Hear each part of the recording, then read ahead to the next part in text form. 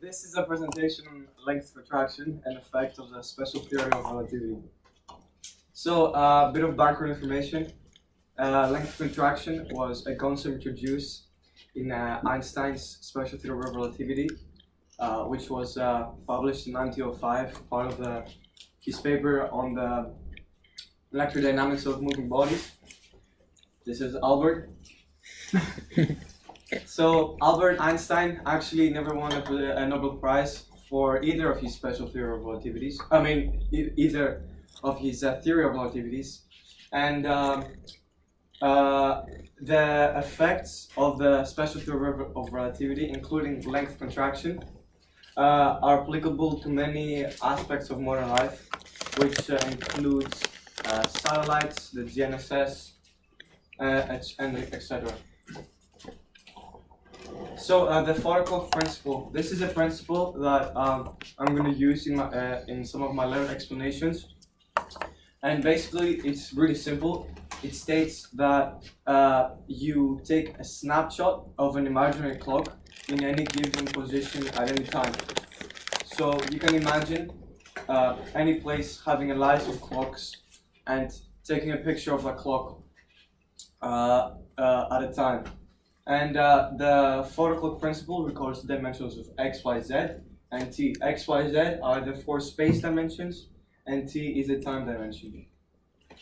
And we use it to observe phenomena and check how things compare in a moment given in time.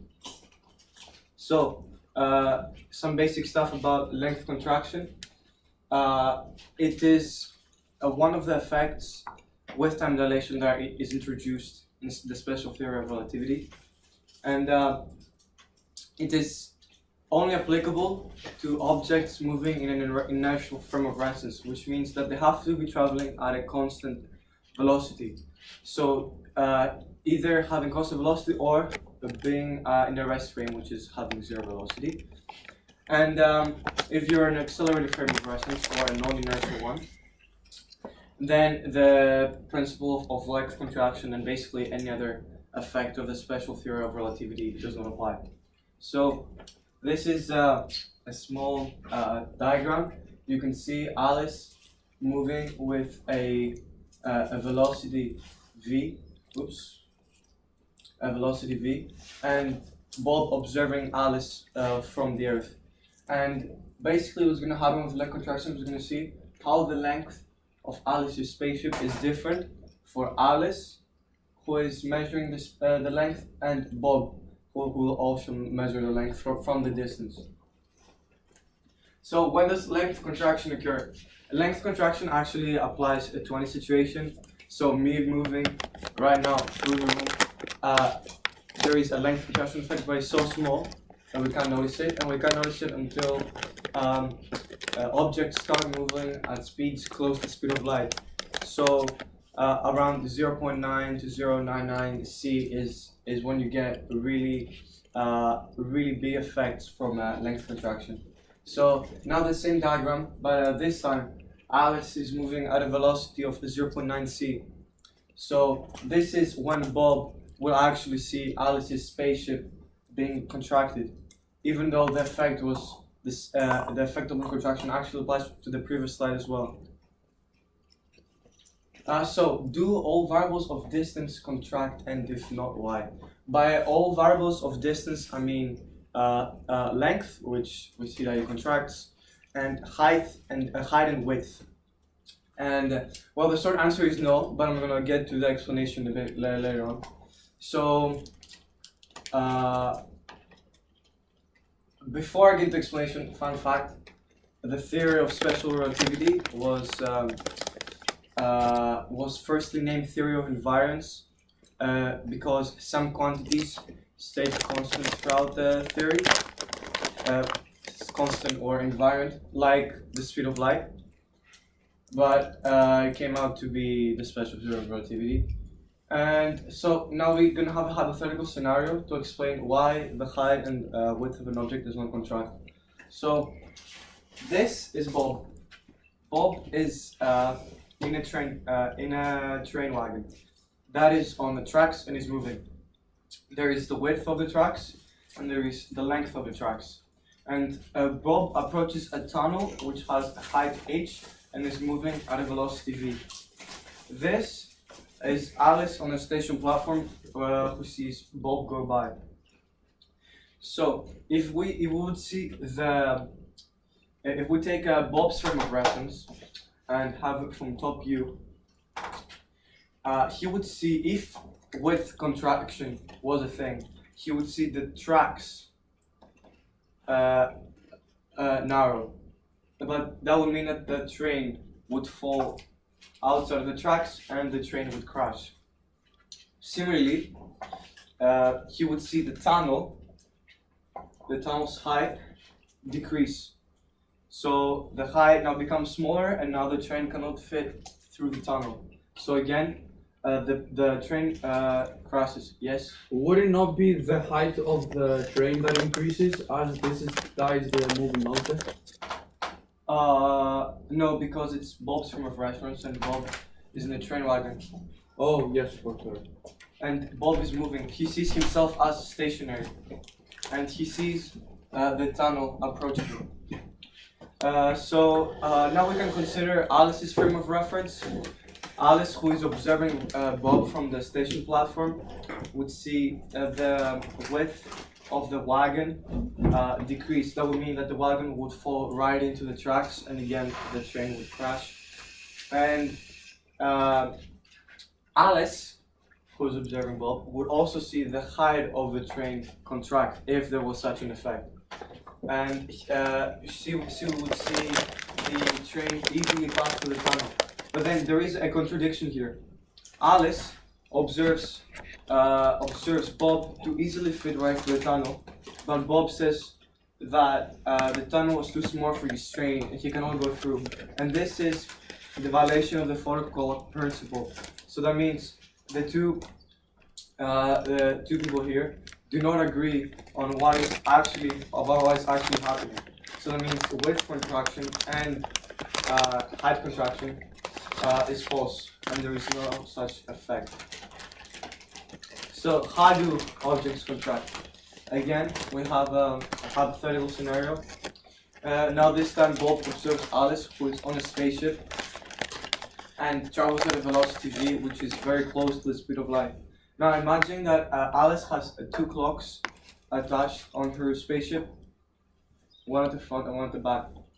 And there is an important concept which Vangelis mentioned in his presentation, the leading clock's lag, which basically says that this clock, the leading clock of Alice's spaceship, is running behind the back clock for Bob when Alice moves at speeds very close to the speed of light. Lag.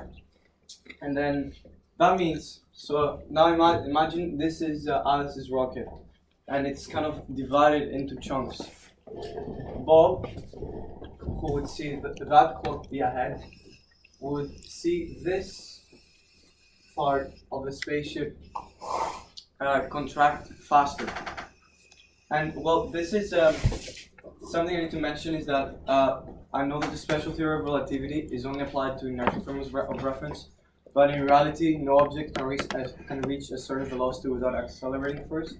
So if Alice, when she passed a Bob, if she increased the velocity slightly with a change of v and accelerate to it, then Bob would see the back of the ship move faster, accelerate to it before the front of the ship. But that means that the space now between the chunks, let's say, would get smaller because you would see this bit move, but not these. So the space tightens and the ship contracts and thus its length decreases. So you can work out how much this length contracts. And then we begin by taking the classical equation for calculating length, which is a change of time times velocity. And then basically as objects move very close to the speed of light, we have to calculate the time, a relativistic time, and put it into our classical equation. and that time would be that the time of the object which an observer sees is equal to 1 over gamma, which is the Lorentz factor, times the time of the observer.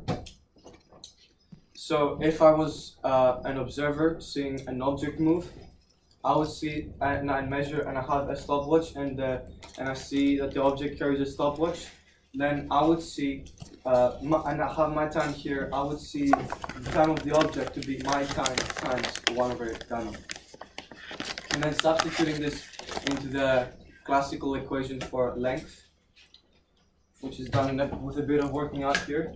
So the length of the object, taken from here, is equal to velocity from here times 1 over gamma times observer, which is the time, the change of time of the object. But now it's this part here, the relativistic time.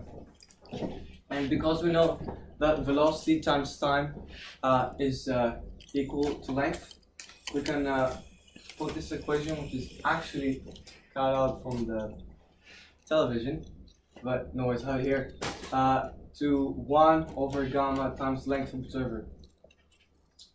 And then this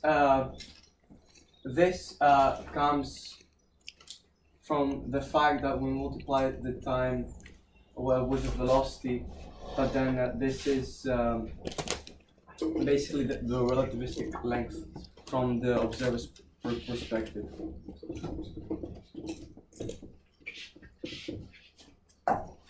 This is the end. Oh, question.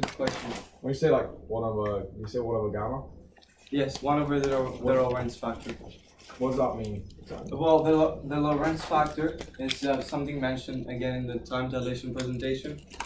But basically, it's a factor used to calculate relativistic time, and then and it's the smallest value of it can have is 1, and then when it's 1 or almost 1, then the observer when it's 1, the object will be stationary, and so the object would measure its length to be the same as the measurement taken from the observer.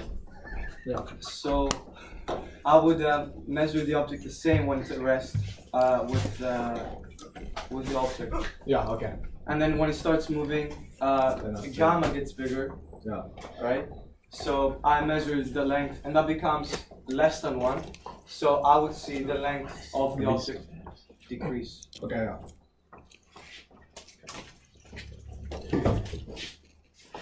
That's the end.